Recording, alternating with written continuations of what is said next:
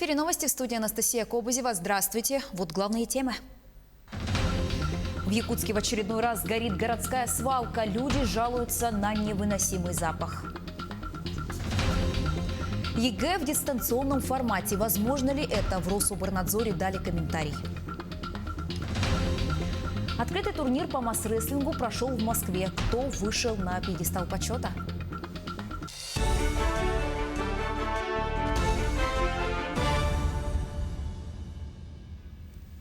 На горячую линию нашего телеканала со вчерашнего дня поступают жалобы от жителей Якутска на сильное задымление и невыносимый запах гари в столице. В очередной раз горит городская свалка на Вилюйском тракте. В социальных сетях активно распространяется информация о том, что на полигоне действуют несколько возгораний. Более подробная информация в следующих выпусках новостей. Переходим к другим темам. Причиной гибели морских животных в Камчатском крае стали красные приливы. Однако вызвать их могла деятельность человека. Об этом губернатор региона Владимир Солодов рассказал в интервью телеканалу «Арти» в субботу. По словам главы региона, подобное иногда случается на Камчатке, но в последние 10-15 лет с такой массовой гибелью морских обитателей не сталкивались. Глава края предложил организовать комплексный мониторинг морской экологии и провести тщательную работу, проанализировав ущерб, нанесенный экологии Камчатки в прошлом. Напомню, в конце сентября в соцсетях появились кадры Халактырского пляжа в Авачинском заливе на Камчатке с множеством мертвых морских животных. Серферы заявили о тошноте, пелене на глазах и першении в горле после выхода из воды.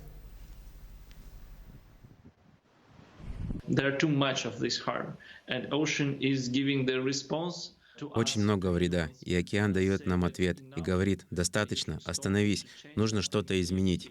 Я абсолютно уверен, что красные приливы вызваны деятельностью человека, и мы должны спросить себя, что мы должны изменить для того, чтобы избежать повторения таких серьезных последствий в будущем. 9-й международный форум «Открытые инновации» начал свою работу. В этом году он впервые проходит в онлайн-формате. Президент России Владимир Путин в приветствии участникам форума пожелал им конструктивного и содержательного общения.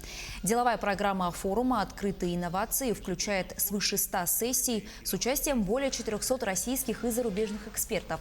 Сегодня состоится пленарное заседание. Спикеры обсудят траектории выхода из кризиса и рецепты восстановления экономики на локальном и глобальном уровне. Также на форуме традиционно будет подписан ряд соглашений о сотрудничестве в сфере инноваций. Рособорнадзор не рассматривает вариант сдачи ЕГЭ в следующем году в дистанционном формате. Глава ведомства Анзор Музаев отметил, что в настоящее время нет возможности организовать контроль за сдающими экзамен удаленно. Он напомнил, что до ЕГЭ еще несколько месяцев, и отметил, что экзамены в 2020 году прошли на достаточно высоком уровне. Вспышек коронавируса во время проведения единого экзамена не было. По словам Музаева, разговоры о проведении ЕГЭ в следующем году по сценарию 2020 года преждевременны.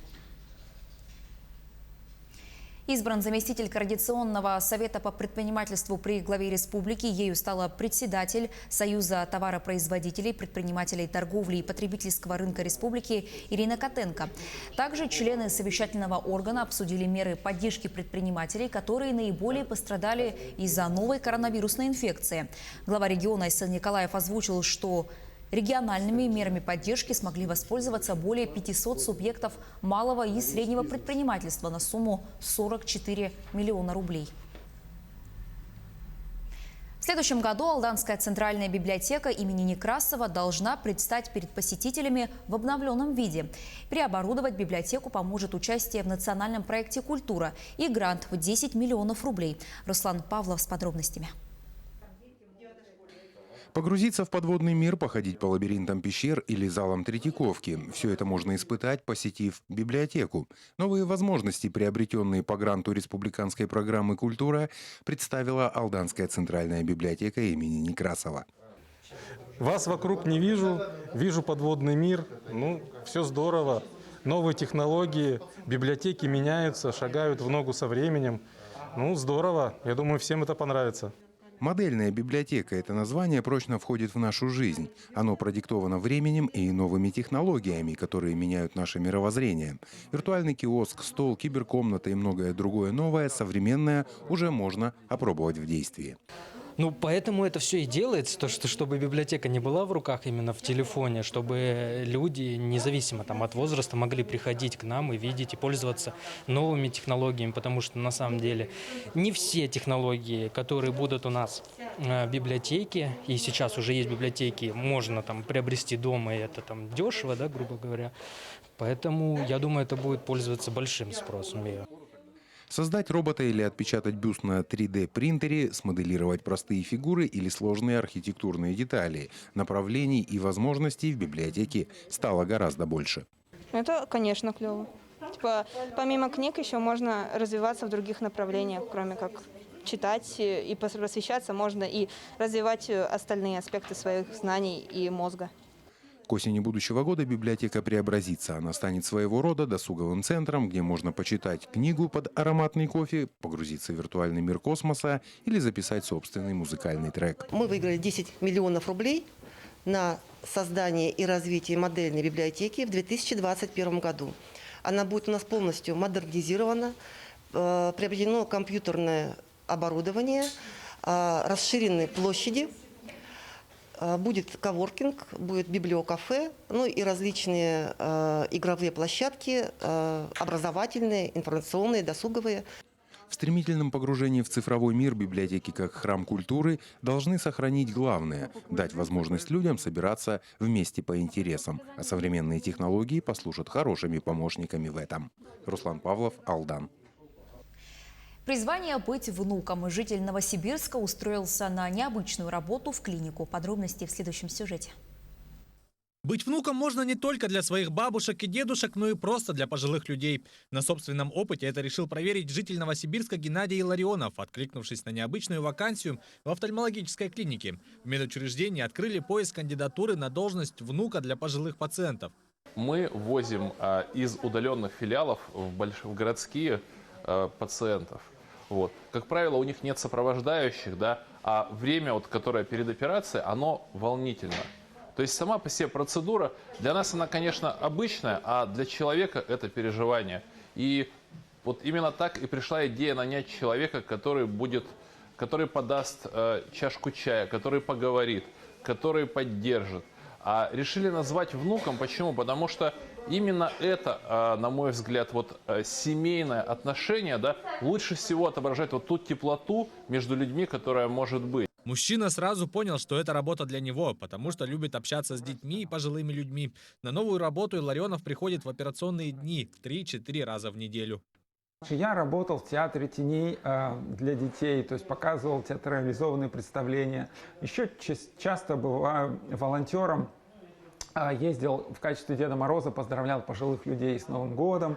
Вот. Ну, в принципе, делал то же самое. То есть разговаривал, спрашивал, как дела, дарил подарки, которые мы собирали. Его подопечные в основном пациенты, приезжающие из других населенных пунктов без сопровождения.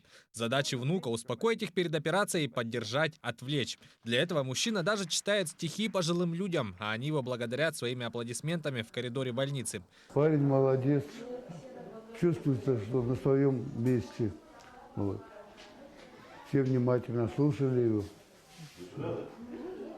Приятный молодой человек. По словам Илларионова, иногда с пенсионерами удается поговорить на личные темы, потому что они охотно делятся историями о своей семье и родных внуках, несмотря на первую настороженность. Вот внук, кто же такой? Что ты такой внук? Ну, я рассказываю про то, как это все придумали, почему, зачем, их начинаю спрашивать. Они всегда, потихоньку разговаривают. Я спрашиваю обо всем. Вот. И бывает, что когда я говорю, что я внук, они начинают рассказывать про своих внуков, детей. Геннадий считает, что нашел себя, потому что ему нравится разговаривать с людьми. Это получается естественно, больше само собой. Особенно хорошо складывается общение с пожилыми людьми и с маленькими детишками, потому что им всем нужно внимание, и Геннадий может это внимание дать. Громогласные Че на этих выходных дали старт многочисленным поединкам по перетягиванию палки в Москве. Открытый турнир по масс-рестлингу состоялся на базе столичного педагогического университета. Соревнования прошли в рамках студенческих игр боевых искусств. В масс-рестлинге участвовали 5 регионов, включая Якутию. Кто же вышел на пьедестал почета, знает Айсена Бурнашова. В этот день на помосте встретились рестлеры из Москвы, Якутии, Смоленской, Московской и Владимирской областей. Соревнования прошли в стандартном формате до победы в 2 раундах одного из участников. Для мужчин турнир прошел в 4 весовых категориях от 70 до свыше 105 килограмм. Перетянуть удачу на свою сторону решили и представительницы прекрасного пола. Они соревновались в абсолютной категории. С серьезными намерениями на помост вышли московские спортсмены. Павел Семченко 3-й год занимается масс-рестлингом. В этот раз участвовал в категории богатырей до 105 килограмм. 2 первенства России за спиной, и взрослые турниры уже, и призовые места, там, и то, и сё. Но это атмосфера. Главное, что это атмосфера, и есть возможность чувствовать себя частью чего-то большого и спортивного, что немаловажно. Львиную долю рестлеров, сразу 6 участников, представила Владимирская область. У нас в Суздальском районе в детской юношеской спортивной школе открыта секция именно масс-рестлинга. Это прекрасный вид спорта. То есть детям очень нравится. Даже кто первый раз приходит и потом, извините за выражение, за уши не оттянешь. Несмотря на подготовленность спортсменов, якутским рестлерам, воспитанникам Егора Кудрина и Ивана Белолюбского все же не было равных. Правильная техника, опыт и грамотные выходы в стойку дали о себе знать. Триумфаторами в категории до 70 килограмм стали Дмитрий Ноев и Эрел Сивцев. Ребята заняли 1-е и 3-е места. Их соперники Тамерлан Схвитаридзе и Дмитрий Герасимов вышли на 2-е и 3-е позиции. Один в финале был подготовленный парень, но я не знал, чуть не ожидал от него такого. Но ожидал от своего земляка, что мы выйдем оба в финал, а оказалось, он его победил. Масс-рестлингом я занимаюсь уже около 5 лет. Сегодня я занял 2-е место, встретился с якутскими спортсменами, с 2 в полуфинале и финале. Я очень рад, потому что никогда не занимал призовые места масс-рестлинга. Поэтому очень рад. Да, буду тренироваться, дальше буду бороться. Как можно больше соревнований буду участвовать. Пальма первенства также досталась Бегенч Раджепову, Дмитрию Носареву и Петру Семченко. Среди женщин 1-е место заняла Наталья Короленко. С этого дня Всероссийская федерация масс-рестлинга официально вступила в Российский студенческий спортсоюз. Это значит, что турниров по перетягиванию палки в Москве станет больше. Соревнования уже вошли в календарь следующего года. Айсена Бурнашова, Виктор Олесов, Москва. К этой минуте у меня пока вся информация, не переключайтесь.